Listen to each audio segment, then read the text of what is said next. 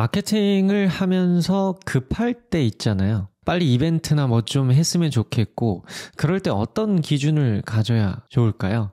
이런 상황 저도 많이 겪어봤습니다. 특히 성격 급하신 대표님들 밑에서 일할 때면 냅다 그냥 질러버리고 만 적도 있었는데요. 항상 후회했습니다. 조금만 더 고민할 걸 하고요. 기준은 사실 이미 있어요. 이 브랜드다움이라는.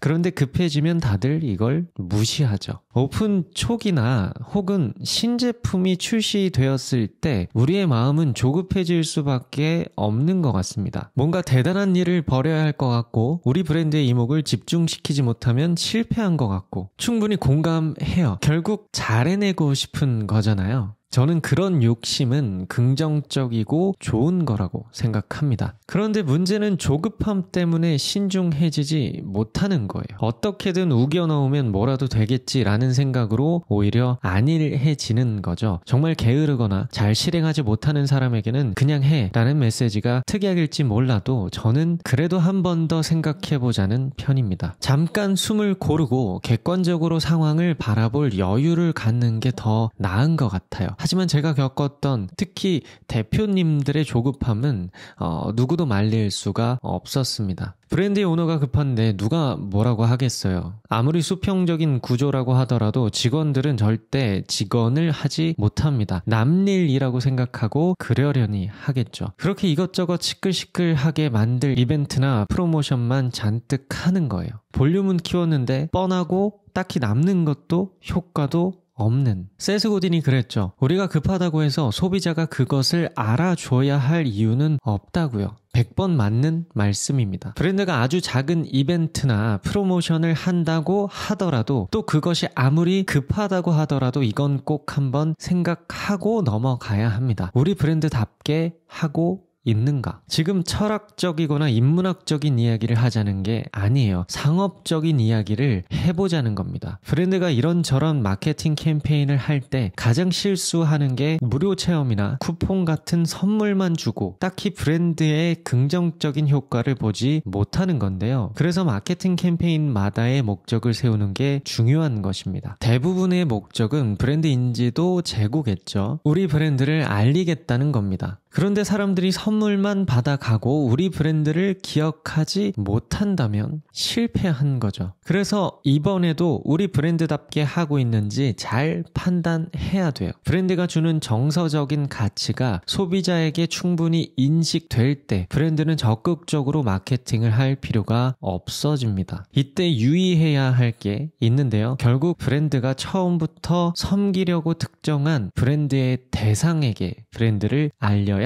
한다는 겁니다. 막연하게 브랜드를 알리겠다고 생각하면 그 대상을 모두 생각하게 될 수 있어요. 아닙니다. 우리 브랜드의 대상에게 우리 브랜드를 알리는 게 가장 중요해요. 우리 브랜드를 싫어할 사람들에게 굳이 우리 브랜드를 알릴 노력과 자본을 투입할 이유가 없습니다. 그래서 결국 이벤트나 프로모션의 기획은 아무리 급하다고 하더라도 브랜드의 대상에 맞게 브랜드의 대상이 필요한 것으로 하는 게 맞습니다. 꽤나 중요한 기준이에요. 오늘은 배달의 민족을 만든 김봉진 대표의 문장을 가져왔습니다. 사실 프로모션 때마다 마케터들이 가장 걱정하는 게 그런 거잖아요. 경품을 좀 좋은 걸로 걸면 체리피커들이 경품만 타가고 사라지잖아요. 저희는 굳이 큰 돈을 들이지 않으면서도 경품을 통해 브랜드 아이덴티티를 쌓으려 애썼어요. 경품이 아니라 우리 브랜드를 기억하고 좋아하게 해야죠. 막내들이 좋아할 만한 물건들을 계속 경품으로 걸었어요. 가령 양말 30켤레를 준다고 하면 한 달에 양말 한 번만 빨면 되잖아요. 부모님과 살 때는 어머니가 빨래도 해주셨지만 자취해보면 그 소중함을 비로소 깨닫게 돼요. 그래서 양말 30켤레를 받으면 너무들 좋아하죠. 어떤 때는 당첨자가 사는 집의 문 앞을 두루마리 휴지로 다 가릴 정도로 많은 휴지를 준 적도 있어요. 이런 의외성은 특히 20대 초반 젊은이들이 굉장히 재미있어 하더라고요.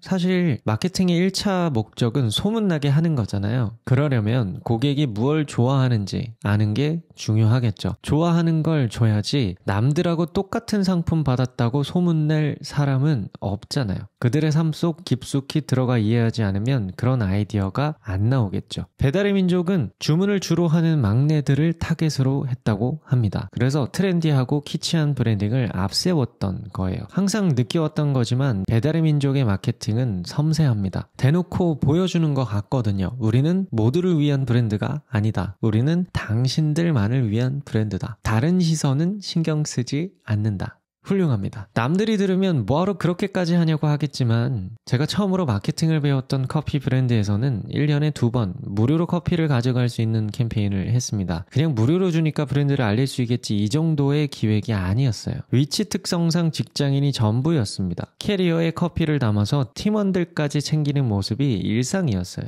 그래서 생각한 거죠. 단 하루 양손에 들고 갈 수 있을 만큼만 몇 개든 커피를 무료로 드립니다. 대신 캐리어는 반칙이에요. 저희 브랜드 회원만 참여할 수 있었는데요. 재밌는 건 회원인 친구를 데려와도 입장을 시켜준다는 거예요. 어떻게든 주겠다는 거죠. 커피에 자신이 있었기 때문에 할 수 있었던 캠페인이었습니다. 행사 당일은 온 동네가 축제예요. 오늘 저기 커피 무료니까 내가 우리 팀원들 거 다 받아와 볼게. 이런 식이죠. 더 많이 가져가려고 머리를 쓰는 분들도 있었습니다. 그렇게 주변의 모든 직장은 그날 축제가 되고 커피 맛을 본 사람들은 한 번쯤은 저희 브랜드를 찾게 됐었죠. 어차피 직장인들은 커피를 마시거든요. 그럴 때 우리 브랜드를 기억해주면 그걸로 성공한 겁니다. 해가 갈수록 무료 커피뿐만 아니라 의미를 담은 슬로건과 콜라보 캠페인까지 같이 했었고요. 하루에 커피 수천 잔이 무료로 나갔었는데 지금 다시 생각해도 정말 훌륭한 기획이었다는 생각이 듭니다. 마케팅을 할 때에는 아무리 급하더라도 숨 고르는 습관을 잘 들여야 해요. 브랜드에 맞는지, 다른 사람들이 아니라 우리 브랜드가 섬기는 대상이 좋아할지 잘 생각해봐야 합니다. 조급함은 거의 대부분 경쟁자를 의식하면서 오게 되는데요. 다 무시하고 브랜드의 대상만을 바라볼 때 좋은 기획이 나오는 것 같습니다. 잠깐